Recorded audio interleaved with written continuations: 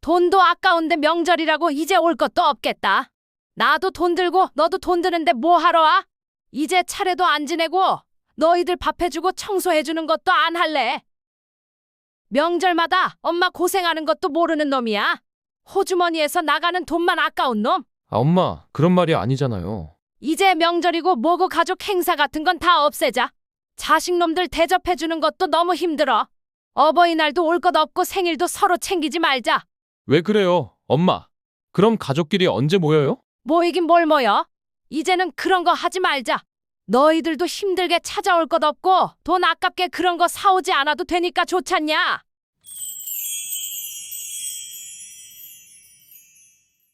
추석이 며칠 앞으로 다가왔는데 솔직히 말하면 이번에는 아이들이 오지 않았으면 하는 마음입니다. 이런 말하는 저도 이상하다고 생각하지만 정말 지쳤거든요. 40년 넘게 부모 노릇을 해오면서 이런 생각을 해본 적이 없었는데 지금은 명절이 다가올 때마다 가슴이 답답해집니다. 저희 부부에게는 아들 하나, 딸 하나가 있습니다.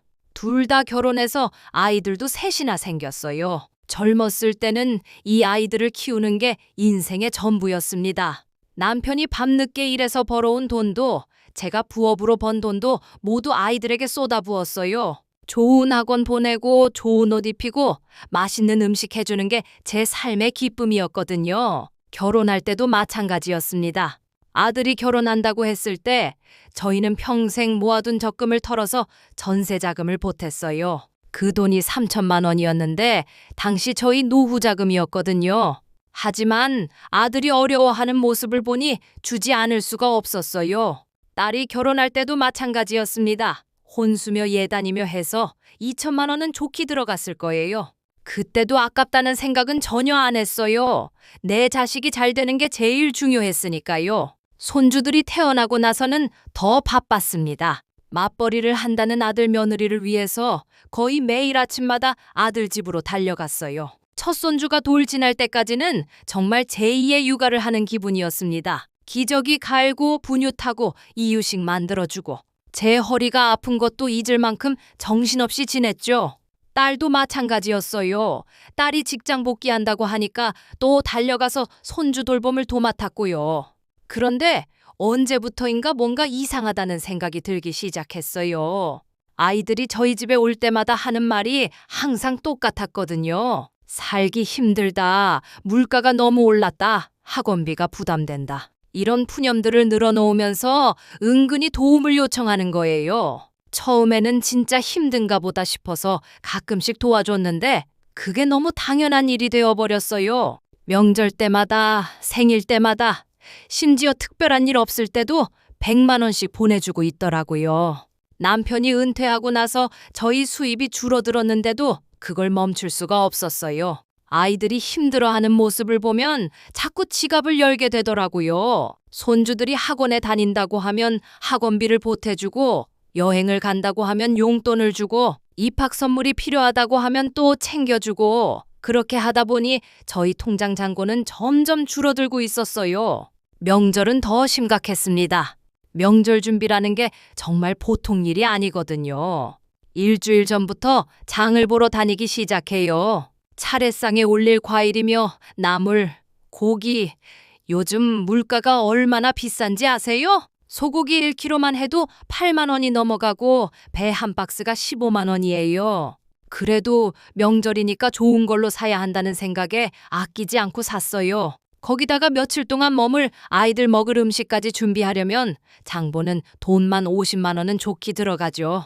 장보고 나면 이제 진짜 전쟁이 시작돼요. 이불을 다 빼서 세탁하고 방을 청소하고 음식을 미리 만들어 놓고 이른을 바라보는 몸으로 이 모든 걸 하려니 정말 죽을 맛이에요. 특히 이불 빨래가 제일 힘들어요.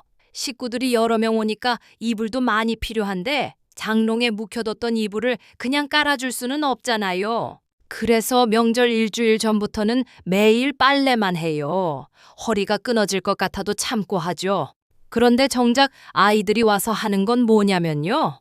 아침에 일어나서 밥 달라고 하고 점심때 되면 또 밥 달라고 하고 저녁에도 밥 달라고 해요. 아니, 뭐 이런 삼식이 새끼들이 다 있나 싶어요. 설거지는 당연히 제 몫이고 뒷정리도 제 몫이에요. 며느리도 사위도 마찬가지예요. 제 집에 와서 손님 대접받는 게 당연하다고 생각하는 것 같아요. 그래도 처음에는 괜찮았어요. 자식들이 편하게 쉬다 가는 게 좋다고 생각했거든요. 하지만 이게 계속 반복되니까 점점 지치더라고요. 명절이 끝나고 나면 저는 며칠 동안 몸져 누워야 해요. 남편도 마찬가지고요. 그런데 아이들은 그런 저희 모습을 보면서도 고마워하는 기색이 별로 없어요. 오히려 당연하다는 듯이 굴죠. 명절 선물도 참 웃겨요. 매번 똑같은 영양제 세트를 가져와요. 처음에는 건강 챙기라고 주는 줄 알았는데 나중에 보니까 그게 아니더라고요. 그냥 형식적으로 뭔가 들고 와야 한다는 의무감에 가져오는 거였어요. 아들이 가져온 것도 영양제, 딸이 가져온 것도 똑같은 영양제, 심지어 같은 브랜드예요. 냉장고 위에 영양제 상자가 몇 개씩 쌓여 있는데 다 똑같은 거예요. 제가 한번 물어봤어요. 지난번에 준 것도 아직 다 못 먹었다고. 그랬더니 아들이 짜증을 내더라고요. 비싼 걸 안 드시고 두면 어떡하냐고. 매일 드시면 다 드실 거 아니냐고. 그때 기분이 참 이상했어요.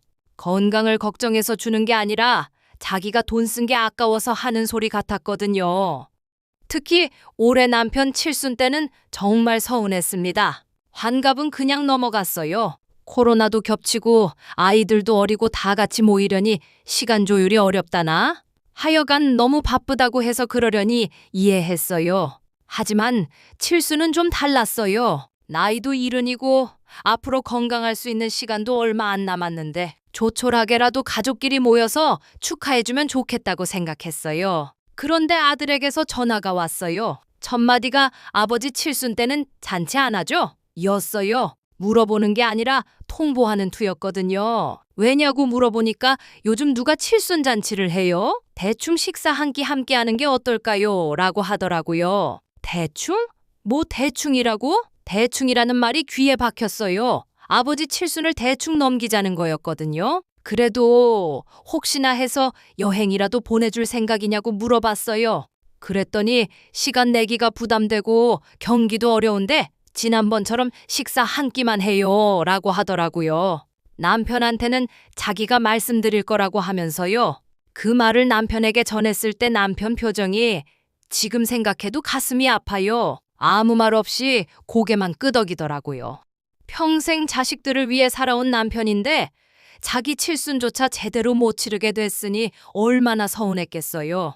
그런데 정작 칠순 당일에는 더 가관이었어요. 미리 예약해둔 식당이 있었는데 이틀 전 아침에 아들이 전화 와서는 일이 생겨서 취소해야겠다고 하더라고요. 대신 주말에 오겠다고요. 딸도 마찬가지였어요. 그래서 남편 칠순 당일에는 저희 둘이서만 가까운 공원에 나들이 다녀왔어요. 다른 평범한 날보다도 더 평범한 하루였죠. 주말에 만난 자리에서도 기가 막혔어요. 늦었다고 미안하다는 말은 하면서도 정작 칠순 선물 같은 건 없더라고요.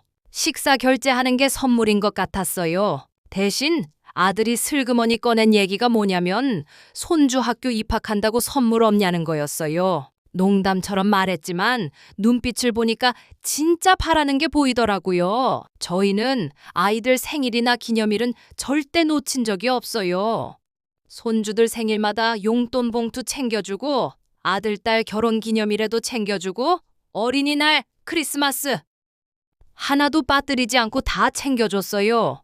그런데 정작 저희 일은 하나도 기억 안 해요.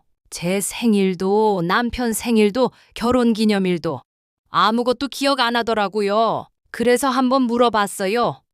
왜 우리 생일은 안 챙기냐고.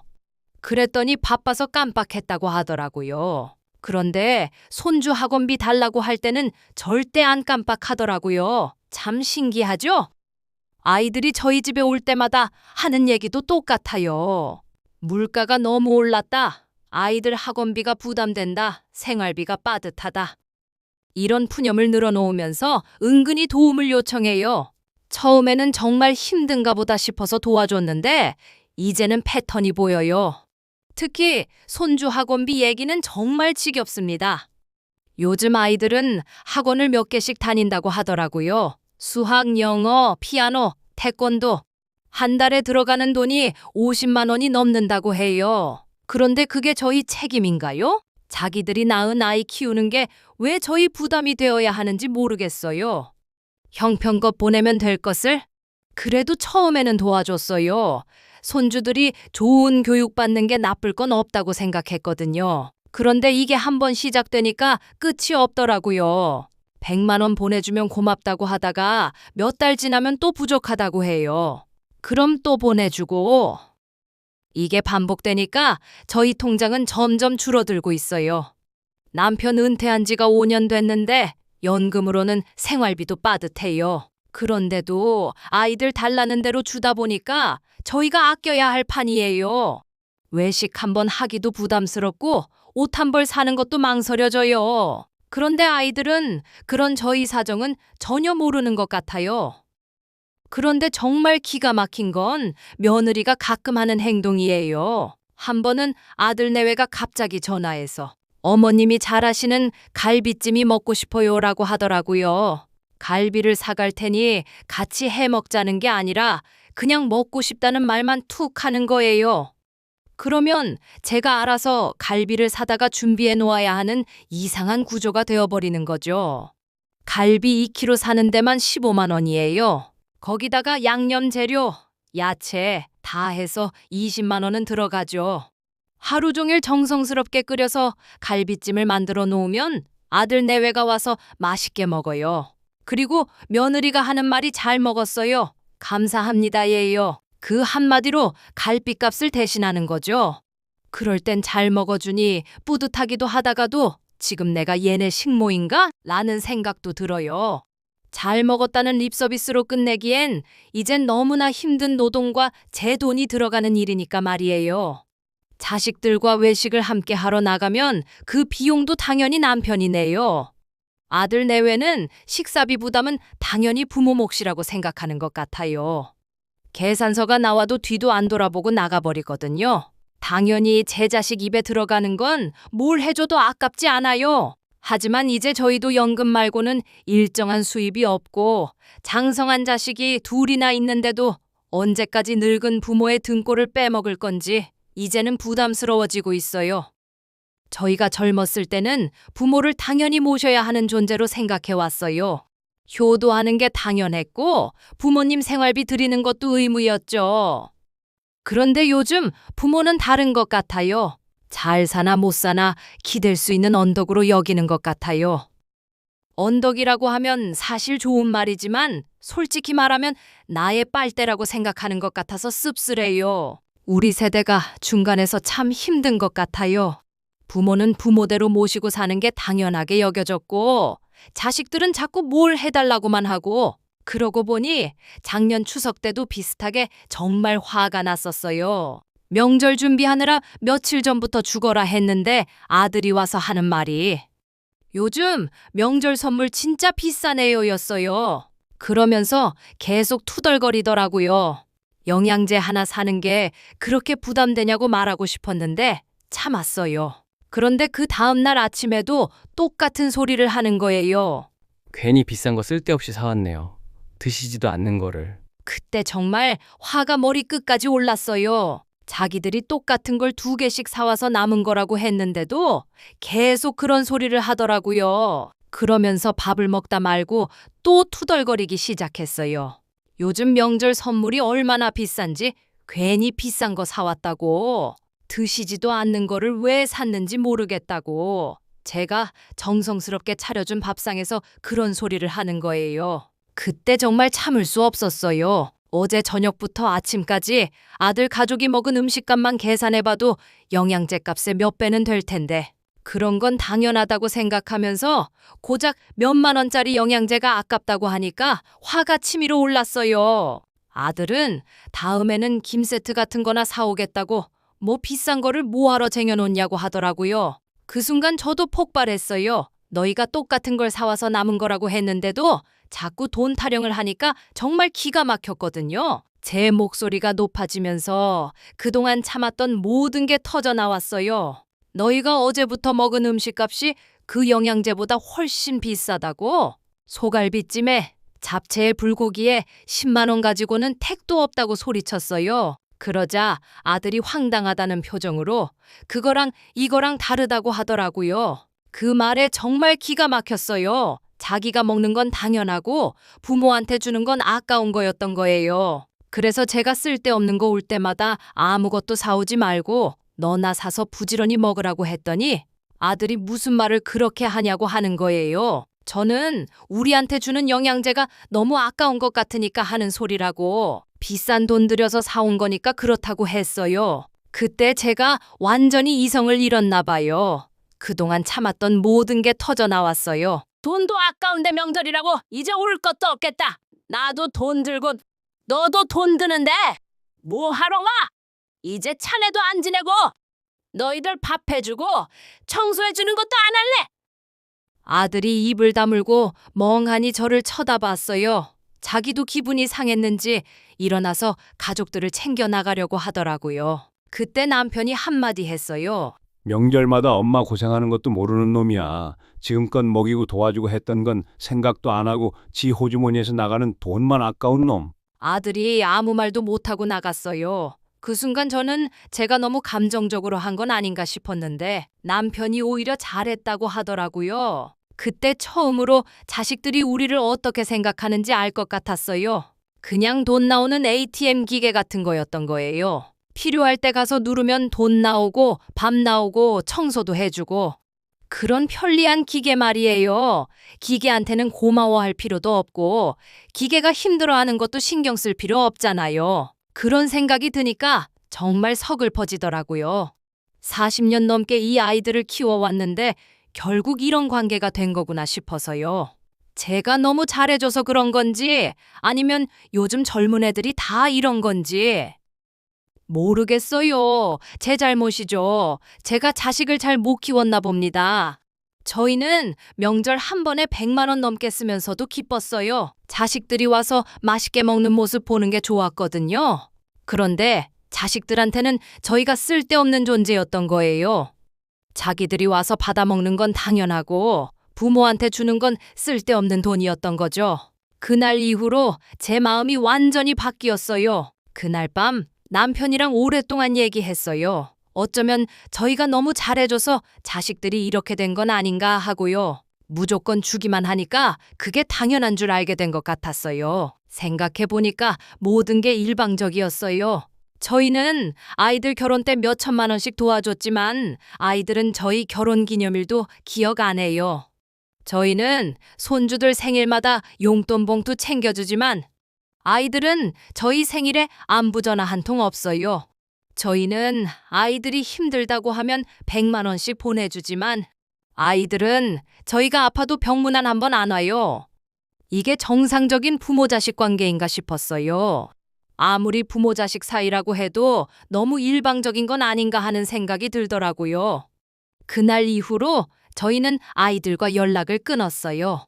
며칠 후에 딸이 찾아왔는데 문을 열어주지 않았어요. 아들도 마찬가지였고요. 처음에는 문 밖에서 왜 자식을 문전박대하냐며 적반하장으로 화를 내더라고요. 그 모습을 보니까 정말 잘한 결정이라는 생각이 들었어요. 평생을 가도 저희 마음은 모를 자식들이었어요. 아마 두 아이 모두 그럴 거예요. 그러니까 저희가 잘못 키운 게 맞는 것 같네요. 모든 걸 퍼주는 게 자식이 잘 되는 길이 아니었다는 걸 뒤늦게 깨달았어요. 지금은 어떻게 지내냐고요? 처음 한 달 정도는 정말 힘들었어요. 40년 넘게 자식들을 위해 살아왔는데 갑자기 연락을 끊으니까 허전하더라고요. 특히 손주들 생각이 많이 났어요. 아이들 잘못은 아니잖아요. 하지만 지금은 오히려 홀가분해요. 명절이 다가와도 스트레스 받지 않아도 되고 장 보러 다니면서 이것저것 계산하지 않아도 되고 며칠 전부터 청소하고 음식 만들 준비 안 해도 되니까 얼마나 편한지 몰라요. 무엇보다 돈이 안 나가니까 좋아요.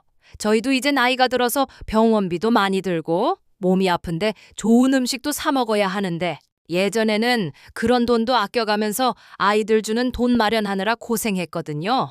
요즘은 남편이랑 둘이서 여행도 다니고 맛있는 것도 사 먹어요. 저희끼리 작은 기념일도 챙기고 생일에는 케이크도 사서 축하해주고 이런 게 진짜 부부의 삶인 것 같아요. 자식들 눈치 보면서 살 필요 없으니까 훨씬 자유로워졌어요. 결국 늙어서 남는 건 부부뿐인가 봅니다. 자식들을 이제야 완전히 독립시킨 것 같아요. 가끔 주변에서 그래도 자식인데 너무 심한 거 아니냐고 말하는 사람들이 있어요. 하지만 저는 전혀 후회 안 해요. 일방적인 사랑은 아무리 부모 자식 사이라고 해도 언젠가는 지칠 수밖에 없어요. 저희가 베푼 사랑의 양을 생각해 보세요. 결혼 자금으로 수천만 원 육아 도움, 정기적인 경제 지원, 명절마다 100만 원씩. 그런데 받은 건 뭐예요? 형식적인 영양제 하나 주면서 비싸다 아깝다 하는 소리뿐이었어요. 아이들은 아마 저희가 언젠가 먼저 연락할 거라고 생각할 거예요. 부모니까 결국 자식을 그리워할 거라고, 먼저 굽혀서 화해하자고 할 거라고 생각하겠죠. 하지만 저는 절대 그럴 생각 없어요. 이미 충분히 베풀었거든요. 오히려 시간이 지나면 아이들이 후회할 거예요. 자기들도 나이 들어서 부모가 되고 또 나중에 자기 자식들한테 똑같은 대접받을 때 저희 마음을 알게 될 거예요. 무조건적인 사랑을 발로 걷어찬 걸 후회하게 될 거라고 생각해요. 하지만 그때는 이미 늦었죠. 저희도 언제까지 살지 모르는 나이고 그때 가서 후회해봤자 소용없어요. 혹시 저와 비슷한 상황에 계신 분들이 있다면 너무 자책하지 마세요. 베푸는 것도 한계가 있어요. 아무리 자식이라고 해도 일방적으로만 받으려고 하면 안 되는 거예요. 특히 이번 추석 앞두고 명절 준비하느라 고생하고 계실 어머니들, 정말 고생 많으세요. 그런데 만약 자식들이 당연하다는 듯이 굴면서 고마워할 줄 모른다면 한 번쯤은 진지하게 생각해 보세요. 이게 정말 건강한 가족 관계인지 말이에요. 저는 이제 제 인생을 살아요. 40년 넘게 자식들을 위해 살았으니까 앞으로 남은 시간은 저와 남편을 위해 살 거예요. 늦었지만 더 늦기 전에 깨달은 게 어쩌면 다행일지도 모르겠어요. 자식들이 언젠가 철이 들어서 찾아온다면 그때 다시 생각해 볼게요. 하지만 지금처럼 받기만 하려고 한다면 절대 문 안 열어줄 거예요. 마지막으로 하고 싶은 말은 부모도 사람이에요. 무한정 베풀 수만은 없어요. 그리고 자식들도 이제 어른이니까 자기 삶은 자기가 책임져야 해요. 부모한테 계속 의존하면서 살 수는 없는 거거든요. 이번 추석에도 많은 부모님들이 자식들 맞이하느라 고생하실 텐데 그 고마움을 모르는 자식들이 있다면 한 번쯤은 일침을 놔주세요. 무조건 참고 베푸기만 하는 게 능사가 아니에요.